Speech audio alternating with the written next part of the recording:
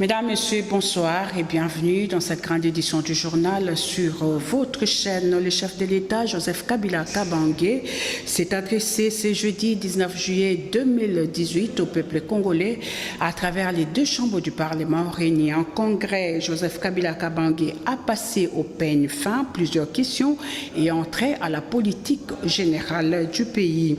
Un véritable discours bilan dans un style comparatif avec un sentiment d'autosatisfaction totale qui a semblé laisser l'assistance, sinon l'ensemble du peuple congolais, sur sa soif quant à la question relative au processus électoral en cours en République démocratique du Congo, processus devant aboutir aux élections le 23 décembre 2018. Nous allons lui revenir avec force détail dans nos prochaines éditions. Jean-Pierre Bopé, cadre du mouvement de libération du Congo, vient de réintégrer son parti conformément aux résolutions pertinentes du 3e Conseil des représentants du parti de Jean-Pierre Bemba tenu ici à Kinshasa. Ces notables de Libengue dit se conformer aux dispositions statutaires et respecter la hiérarchie du parti. Michel Koyakba et Anse Tony l'ont interrogé. Suivez. Derrière Maman Mich, donc c'était pour soutenir Yété, mais la qui naïe, mais comme j'étais à Libengue, je ne savais pas ce qui s'est passé ici à Kinshasa. Bon, on a qui mais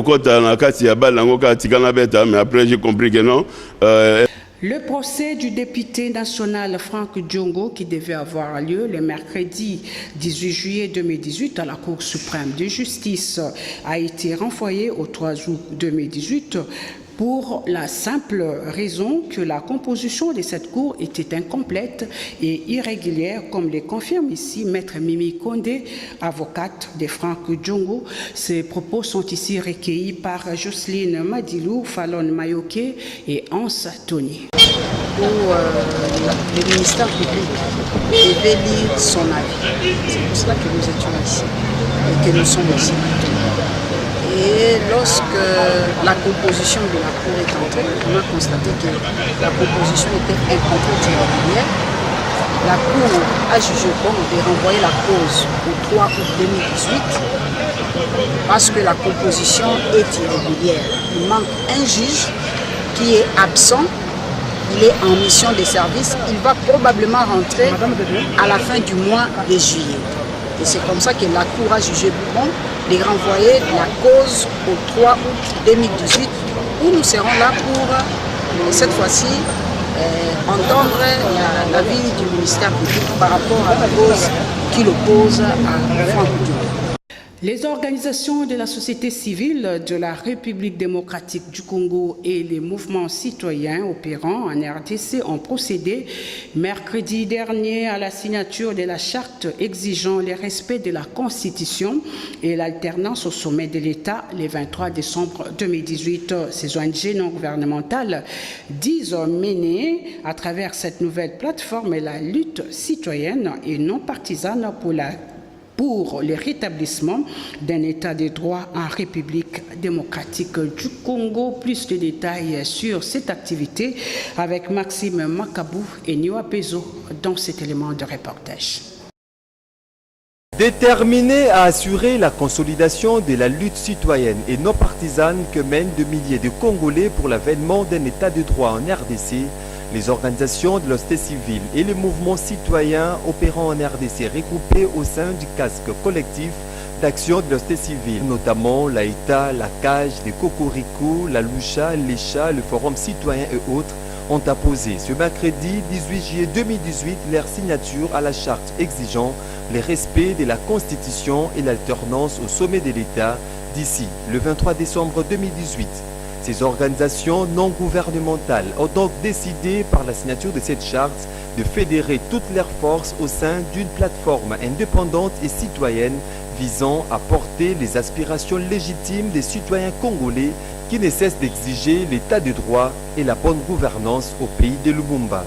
Dans la mesure où le casque signifie d'abord action, ce n'est pas une plateforme politique, ni encore moins électoraliste, mais c'est une plateforme d'action pour pouvoir ramener notre pays à récupérer sa souveraineté par le respect de la Constitution, mais surtout, comme je ne peux manquer de le dire, pour amener le pays à organiser des élections de qualité, crédibles, qui nous amèneraient vers une alternance politique. Je dis bien alternance politique parce qu'il s'agit de remplacer le système en place par un autre système soucieux des préoccupations de la population, soucieux du développement du pays, pour que le pays puisse être réellement un pays qui va vers l'émergence. La charte pour nous aujourd'hui représente la fin de tout un régime. Qu'est-ce que c'est? Une organisation qui milite pour le retour à l'ordre constitutionnel. L'ordre constitutionnel dont nous sommes en train de parler, c'est la liberté, c'est la démocratie, c'est le bien-être du Congolais. Aujourd'hui, ça veut dire que des grandes actions vont commencer maintenant pour que le changement puisse arriver. Le changement que nous attendons avec des élections réelles, démocratiques et apaisées. Notez que les collectifs d'action de la société civile et mouvements citoyens se fondent sur le valeur de non-violence, d'indépendance et de liberté. La synergie des syndicats des enseignants de la République démocratique du Congo était en assemblée générale ce jeudi 18 juillet 2018 à l'issue de ces assises. Les enseignants de la RDC se décident de la mise en place d'un comité de crise devant sauver leur mutuelle contre ce qu'ils qualifient de prédation programmée des actuels membres de cette structure. C'était au centre Lindongue, dans la commune de Limete. Modeste Chichichileu était sur place pour le compte de Canal Congo Télévision et Radio Liberté Kinshasa. Sur le plan financier, les enseignants accusent un arriéré de salaire de 50 000 francs congolais, pourtant budgétisé et supposé déjà être payé. Sur le plan pédagogique, le lancement des réformes sans un encadrement pédagogique suffisant des enseignants d'une part et d'autre part sans une vulgarisation effective des dites réformes. Non-respect des instructions garantissant la sécurisation de l'examen d'État, notamment dans la phase du recrutement des intervenants surveillants. De ce qui précède, les enseignants réunis en Assemblée générale extraordinaire viennent de désigner démocratiquement un comité de crise devant assurer la gestion de la mutuelle en attendant la mise en place définitive des organes attitrés, et ce, pour sauver la MSP de la prédation programmée. Par ailleurs, les enseignants exigent du ministre de l'EPSP toutes affaires cessantes en sa qualité de gestionnaire des crédits de son ministère. 1. L'exécution de la décision souveraine des enseignants, faute de quoi il sera considéré comme complice et traité comme tel. 2. Son implication effective dans la recherche des solutions aux préoccupations légitimes posées par les enseignants réunis en Assemblée générale, faute de quoi il sera tenu seul responsable de toutes les perturbations qui en découleraient. Des réactions après les propos injurieux d'Alexis Tambouimwamba, ministre de la Justice, à l'endroit des journalistes, les qualifiant de minables lors de la clôture des travaux de la tripartite Sensa, CENI et gouvernement. Quelques professionnels des médias interrogés demandent à l'UNPC de lui infliger un embargo, même d'un mois, pour l'aider à corriger son langage. Suivez. Ne présente pas ses excuses aux gens qu'il a injuriés, et nous, les journalistes, nous allons prendre des sanctions contre lui. Et ça va lui coûter cher. Nous allons instruire tous les médias de ne pas couvrir les manifestations que fait Matam. Le gars qui va faire ça sera sanctionné. Les journalistes qui auront fait ça sera sanctionné. Donc, pensez les yeux. A fait des bisous, plutôt ça là. Il nous injurie peut-être des tours des malheureux. Et lui, il est heureux. Il est heureux chez lui, avec sa femme et ses enfants. Moi, je suis heureux chez moi, vous ne pouvez pas imaginer. Je ne vais pas mentir chez lui. Je n'ai jamais menti chez lui, moi je travaille. Il a commis, moi je le connais en famille, je le cherche. Ça fait combien de fois que je le cherche, il refuse de me revoir. Je le dis ouvertement pour le dire que je le verrai, je lui dirai comme ça en face, même en public. Pour dire il a été maladroit, il a été mal élevé ces jours-là et il ne mérite pas d'être Premier ministre. C'est d'où il vient avec les médias, c'est ce que les médias ont fait pour lui à la rébellion au RCD, quand il était au MLC. Toutes ces élucubrations qu'il a connues dans sa vie politique n'ont été lavées que par les médias. Il n'y a aucun média ici au Congo à supporter même d'un seul dollar. Nous savons comment la presse est traitée dans son ministère de la Justice. Nous savons comment la presse est souvent humiliée dans son ministère de la Justice. Mais ce qu'on ne peut pas admettre, qu'il nous traite des mineurs parce qu'il ne gère personne. Il ne nourrit personne. Il n'encadre personne. Donc ce qu'il a dit n'engage que lui. Alors l'UNPC en tant qu'institution qui régule la presse du Congo, qui demande à Tamba Mwamba de retirer ses propos, ça c'est encore gentil de la part de Kasonga Tshilonde. Moi j'aurais demandé à l'UNPC de décréter un embargo contre Tamba Mwamba. Mais d'un mois, on l'a vu pour d'autres cadres politiques de ces pays, pour des réactions, des comportements irrévérencieux, subir d'embargo. Et puis, le secrétaire général du parti Mouvement Lumumbiste Unifié MLP de Franck Diongo, Maître Nico Mayengele, monte au créneau pour protester contre les propos injurieux du ministre de la Justice Alexis Thambwe Mwamba à l'endroit de certains prisonniers politiques congolais. Il s'entretient ici avec Bonheur Ndinga et Jocelyne Madigo. Franck Diongo sera libéré.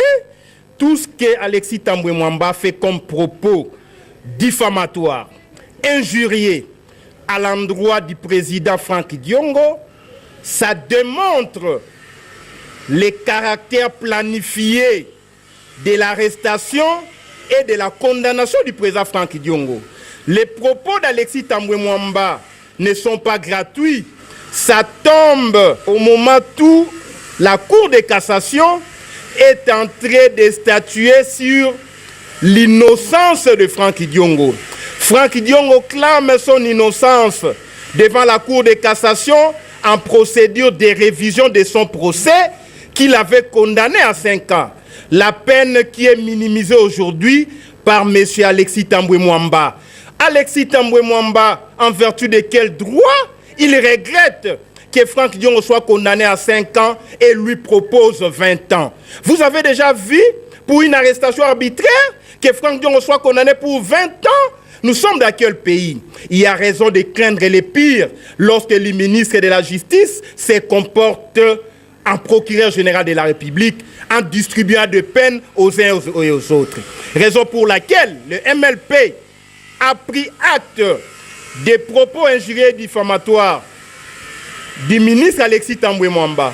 Nous nous réservons tous les droits pour préserver l'image de l'honorable Franck Diongo.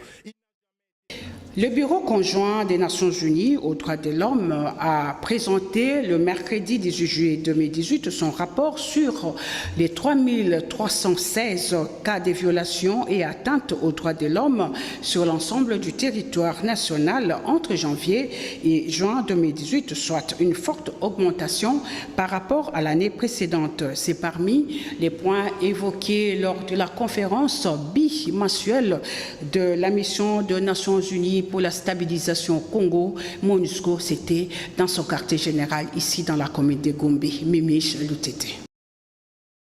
Au cours de la conférence de presse bimensuelle de la MONUSCO de ce mercredi 18 juillet, son représentant Aziz Chance a présenté le rapport sur les principales tendances des violations des droits de l'homme entre janvier et juin 2018. Il ressort de ce rapport que le Bureau conjoint des Nations Unies aux droits de l'homme a documenté 3316 violations et atteintes aux droits de l'homme sur l'ensemble du territoire de la RDC, soit une forte augmentation par rapport à la même période de l'année précédente. Cette augmentation globale est préoccupante, notamment au vu des violations de plus en plus généralisées des droits civils et politiques, de la persistance des restrictions à l'espace démocratique alors que le pays se prépare à des échéances électorales déterminantes pour sa stabilité et de la région.